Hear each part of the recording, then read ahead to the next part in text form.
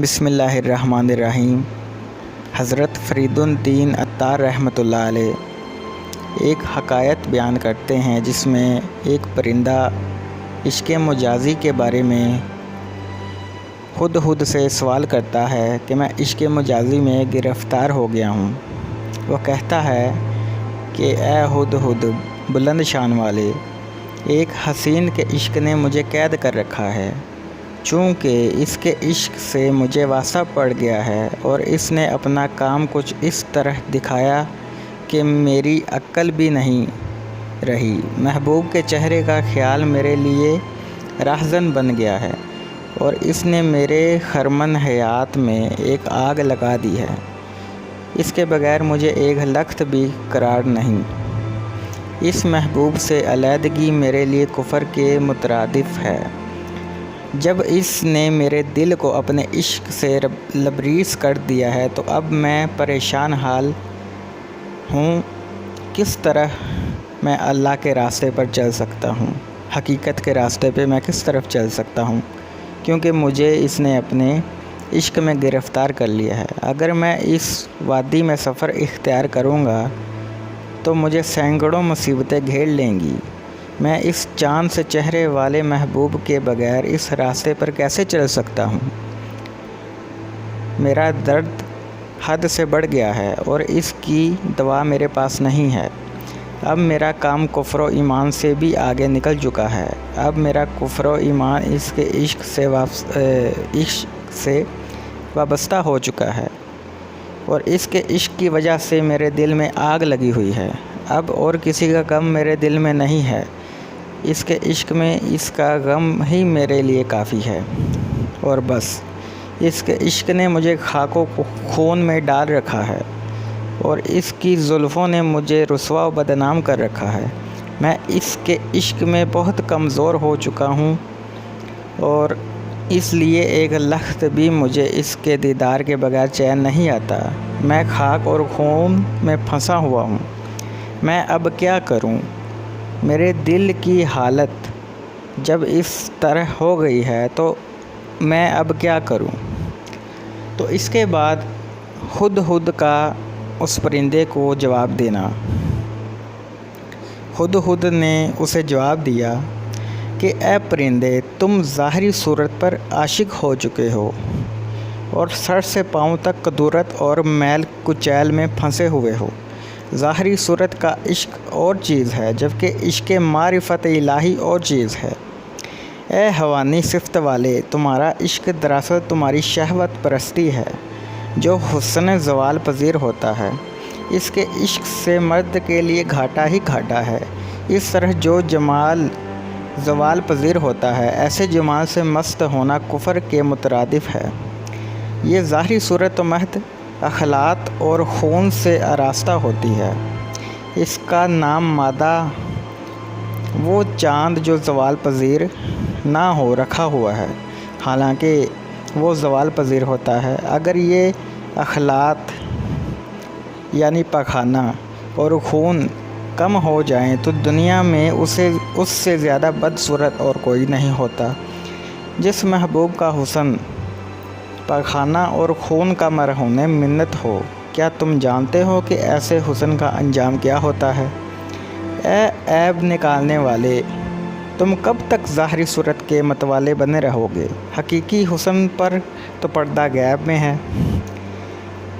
جو حقیقی صورت ہے، حقیقی محبوب ہے، وہ غیب کے پردے میں چھپا ہوا ہے۔ اگر تم نے حسن کی تلاش کرنی ہے تو پھر اسے پردہ غیب سے ہی تلاش کرو۔ اگر اس حسن حقیقی کا پردہ ہٹ جائے تو نہ کوئی مکان رہے گا نہ مکین۔ تمام آفاق کی شکل و صورت ہی مٹ جائے گی اور یہ تمام ظاہری عزتیں ذلتوں میں تبدیل ہو جائیں گی۔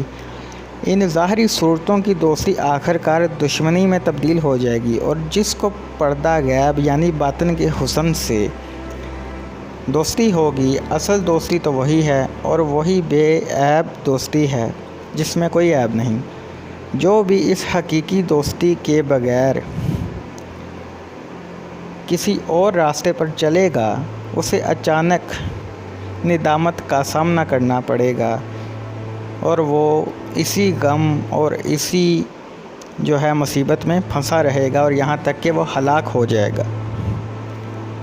تو اس کے بعد حضرت فرید الدین عطار رحمۃ اللہ علیہ ایک حکایت بیان کرتے ہیں، ایک نوجوان کا لونڈی پر عاشق ہو جانا، یعنی عشق مجازی، جو دنیاوی، جو ظاہری، جس کو عشق کہا جاتا ہے، اس پہ آپ نے ایک حکایت بیان کی ہے۔ اور اس ضمن میں معلم کی تدبیر،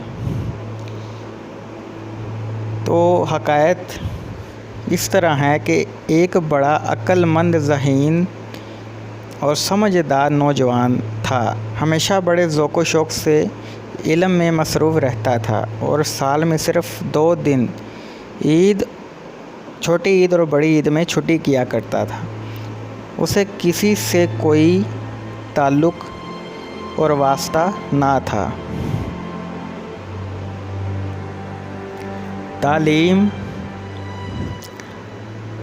اور سبق کی دہرائی کے بغیر اس کا اور کوئی کام نہ تھا۔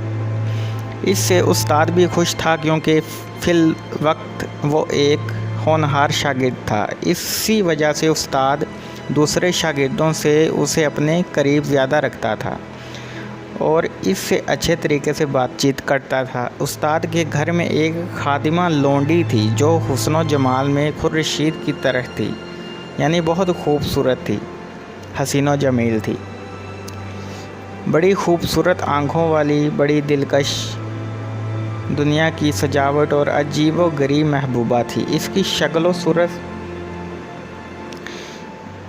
سرتاپا روح، پاکیزگی، مسرت اور خوشی کا پیکر تھی۔ وہ اتنی میٹھی تھی کہ شکر کو اس نے اپنے لبوں میں بند کر رکھا تھا اور اپنی میٹھی ہنسی سے وہ ہمیشہ شکر ریزی کرتی تھی۔ اس کی دونوں زلفیں زمین تک لٹکی رہتی تھیں، لیکن وہ ارادتاً ایسا نہیں کرتی تھی، یعنی اس کے ناز و انداز قدرتی تھے، قدرتی حسن ملا تھا اسے، بہت خوبصورت تھی۔ اس کے دونوں لبوں سے شکر گرتی تھی جس سے طوطیوں کے بالوں پر بھی جھڑ جاتے تھے۔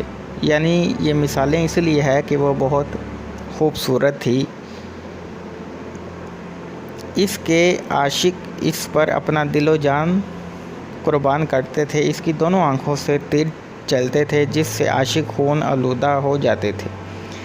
اتفاقاً اس شاگرد کی نظر اس پر پڑ گئی۔ بس شاگرد نے کہا کہ میں اب اس کا شاگرد ہوں۔ تو وہ جو شاگرد تھا ہونہار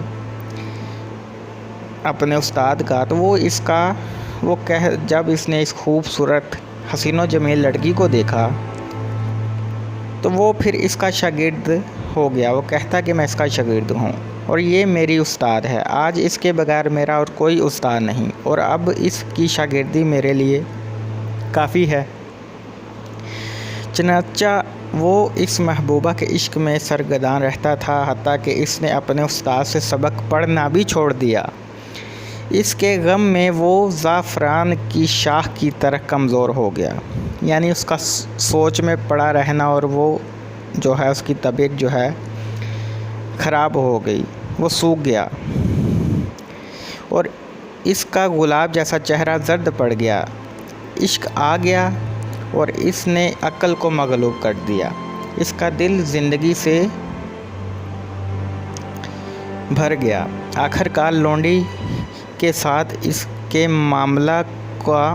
معاملے کا استاد کو پتہ چل گیا، یعنی جو شاگرد تھا لونڈی کے ساتھ، جو اس کا جو چکر چل رہا تھا، استاد کو پتہ چل گیا کہ میرا شاگرد جو ہے وہ اب لونڈی کے چکر میں گرفتار ہو گیا ہے، اس کے عشق میں، اس کے پیار میں، اور اس نے عقل مندی سے اس کے لیے ایک تدبیر سوچی۔ اب سنیں وہ تدبیر کیا ہے۔ پہلے اس نے لونڈی کے دونوں ہاتھوں کی پھست لے کر اس کا کافی خون نکال لیا، یعنی اس کی لونڈی کی وہ جو لڑکی تھی خوبصورت، اس کے جسم سے سرنج سے کسی طریقے سے خون نکالا اس کے جسم سے، پھر اسے زوردار جلاب دے دیا جس سے اسے خوب دست آئے، یعنی اسے کوئی ایسی دوائی یا وہ جبو لوٹا جسے کہتے ہیں وہ دیا جس سے وہ جو خوبصورت لڑکی تھی اسے بہت زیادہ پاخانے آئے، یعنی بہت زیادہ اس نے پاخانہ کیا۔ بار بار جو بندہ باتھ روم میں جا کے کرتا ہے وہ اس کو بیماری لگ گئی۔ چنانچہ کمزوری کی وجہ سے وہ بیچاری لونڈی گل لالہ کی ٹہنی کی طرح کمزور ہو گئی، اور اس کا انار جیسا رنگ زعفران کی طرح پیلا پڑ گیا۔ اب اس کے دیدار میں وہ مٹھاس نہ رہی اور نہ اس کے رخساروں میں وہ تازگی رہی، بلکہ اس کے حسن و جمال کا ذرہ بھی باقی نہ رہا، اور اب وہ پہلے کی طرح نہ رہی، خوبصورت و حسین و جمیل نہ رہی، چونکہ اسے سخت جو ہے بیماری لگ گئی، کمزور ہو گئی پخانے کر کے، اور اس کا جو خون نکالا اس کے استاد نے اس لڑکی کا، اس لیے اسے 30 کے قریب جو ہے پخانے آ گئے بہت تیزی کے ساتھ، جنہیں استاد کے حکم پر ایک بڑے برتن میں محفوظ کر لیا گیا، یعنی وہ حسین و جمیل کے جو پخانے جو اس نے کیے تھے 30، وہ ایک برتن میں جمع کر لیے گئے۔ پھر استاد نے اس عقل مند شاگرد کو بلایا اور پردے کے پیچھے سے لونڈی کو بھی بلایا۔ استاد نے چونکہ پہلے شاگرد کو بٹھا رکھا تھا، پھر اوپر سے لونڈی آئی۔ جو ہی نوجوان شاگرد نے لونڈی کو اس کمزور حالت میں دیکھا تو پھر دوبارہ اس کی طرف نظر نہ اٹھائی۔ اس کا سارا عشق ٹھنڈا پڑ گیا اور نئے سرے سے علم میں مصروف ہو گیا، علم پڑھنے لگ پڑا اور اس کو دیکھا ہی نہیں، حالانکہ وہ وہی لڑکی ہے خوبصورت جس کو وہ دیکھتا رہتا تھا، اس کے پیچھے پڑا رہا۔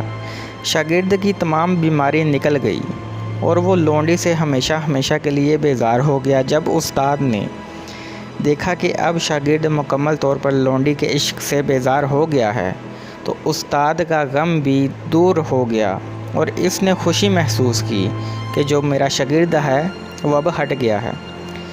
اس ذہین اور فتین شاگرد کی سرگرمی بھی ٹھنڈی پڑ گئی اور اس کے دل سے لونڈی کے عشق کی حرارت نکل گئی۔ استاد کے ملازم خادم جب وہ برتن لے کے آئے جس میں اس لونڈی اس خوبصورت عورت کے پاخانے جو تھے محفوظ کیے ہوئے تھے، ان سے بھرا ہوا برتن اٹھا کر لائے اور اس کا جو ہے ڈھکن اٹھا کر لڑکے کے سامنے رکھا، تو استاد نے کہا، اے نوجوان شاگرد، کیا بات ہے، اب تیری ساری بے قراری ختم ہو گئی اور اب تجھے چین و قرار حاصل ہو گیا ہے۔ اس تیرے دل میں وہ عشق کی سرگرمی کہاں گئی؟ تو رات دن اس لونڈی کی آرزو میں رہتا تھا، ذرا سر کو اٹھا کر ادھر برتن کی طرف دیکھو، کیا یہی تمہاری آرزو تھی؟ یعنی وہ برتن کے اندر جو پاخانہ، گندا پاخانہ اور خون اس لڑکی کا جمع کیا ہوا تھا، استاد کہہ رہا تھا کہ یہ تمہاری آرزو تھی۔ تیرا چہرہ اس کے عشق میں اب کیوں زرد پڑ گیا ہے اور تمہارا پہلے والا عشق اب کیوں ٹھنڈا پڑ گیا ہے؟ تو بھی وہی ہے، لونڈی بھی وہی ہے، صرف اور صرف ایک چیز پاخانہ کم ہے۔ دیکھو تو صحیح، جس چیز کی وجہ سے تمہارا دل اب لونڈی سے بھر چکا ہے وہ یہی تو ہے، یعنی پاخانہ اور خون جس سے یہ برتن بھرا ہوا ہے۔ جب لونڈی کے اندر یہ چیز نہ رہی تو تیرا عشق بھی ٹھنڈا پڑ گیا۔ استاد نے کہا، اسے لے لو، معلوم ہوتا ہے تو لونڈی سے تو بے فائدہ عشق کرتا تھا، دراصل تو عاشق اسی پاخانے کا تھا۔ شاید اب تو لاشعوری طور پر صحیح راستہ پر آ گیا ہے اور تمہیں پتہ چل گیا ہے کہ دراصل تو اسی خون اور غلاظت کا ہی عاشق تھا، جو کہ شہوت اور ہوس کے سوا کچھ بھی نہیں۔ چنانچہ اسی وقت وہ شاگرد پہلے کی طرح کام کا آدمی بن گیا۔ اس نے توبہ کی اور از سر نو علم اور پڑھائی میں مصروف ہو گیا۔ الغرض جو بھی ظاہری صورت کی پرستش کرے گا وہ صفات ذات کے بارے میں کیا سوچ سکے گا؟ تیرا نفس شہوانی اہل صورت میں سے ہے، یعنی یہ صرف ظاہری حسن کو دیکھتا ہے۔ یہ ظاہری جو حسن ہے یہ پخانہ، گندی غلاظت اور خون ہے جو اس کو نظر نہیں آ رہی ہوتی۔ تیرا روحانی دل اہل معنی میں سے ہے، اہل باطن سے تعلق رکھتا ہے، یعنی یہ طالب حقیقت ہوتا ہے، اور لہٰذا صورت کے عشق کو چھوڑ اور صفات اور ذات سے عشق پیدا کرو جو کہ حقیقت ہے، تاکہ تجھ پر معرفت کا سورج روشن ہو۔ صورت کا حسن تو خون اور پخانے کے بغیر اور کچھ نہیں۔ جو بھی اس دنیا میں ظاہری صورت لڑکی پر فدا ہوتا ہے یا لڑکی لڑکے پہ فدا ہوتی ہے، وہ جو ظاہری صورت ہے اس کے بارے میں آپ رحمۃ اللہ علیہ فرما رہے ہیں کہ وہ گندے خون، غلاظت اور پخانے کے سوا کچھ ہے ہی نہیں۔ اس لیے دور اندیش آدمی صورت کا طالب نہیں ہوتا۔ جو چیز پخانہ اور خون کی وجہ سے خوبصورت دکھائی دیتی ہے اس پر عاشق ہونا محض سودا ہے، ٹھیک ہے، یعنی اس میں گھاٹا ہی گھاٹا ہے، بلکہ ہلاکت ہے اس کے باطن کی ہلاکت ہے، اس کی حقیقی زندگی کی غلاظت ہے۔ تو یہ حقائق میں آپ رحمۃ اللہ علیہ نے، حضرت فرید الدین عطار رحمۃ اللہ علیہ نے جو بات بتائی ہے وہ آپ نے سن لی ہے، بالکل صاف ہے۔ سمجھدار لوگ جو ہیں وہ اس کو سمجھ گئے ہوں گے کہ اس دنیا میں اور جس دور میں ہم ہیں سب سے زیادہ عروج پہ جو ہے وہ ہے شہوت اور نفسانی ہوس جو ہے، یہ سب سے زیادہ عروج پہ ہے۔ لڑکیوں کے ساتھ جو عشق محبت کیا جا رہا ہے وہ اصل میں پخانے سے، غلاظت سے اور خون سے، گندے خون سے کیا جا رہا ہے جو اس کو نظر نہیں آ رہا ہوتا۔ تو یہ اس ظاہری صورت کی حقیقت تھی جو آپ نے بیان کی ہے، اور ایک تلخ حقیقت تھی جو کہ سمجھے بغیر سمجھ نہیں آئے گی، جس کی وجہ سے انسان کا جو حقیقی مقصد ہے اللہ کی معرفت و پہچان، اس کا عرفان جو اس دنیا میں آ کے کرنا تھا وہ بھول جاتا ہے، اور ان پاخانے غلاظت میں کھو کر خود کو ہلاک کر ڈالتا ہے۔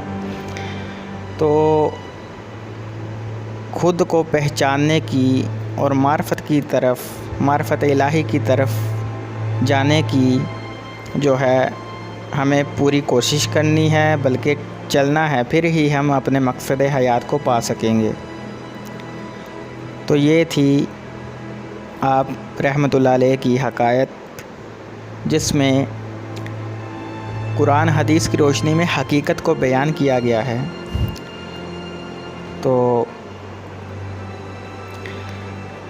چینل کو سبسکرائب کریں اور اپنے دوست احباب میں شیئر کریں تاکہ ان کو بھی اس ظاہری صورت، ظاہری جو عشق ہے، جس کو عشق کہہ دیا گیا ہے، جو کہ ہوس، شہوت ہے، وہ بھی آگاہ ہو سکیں۔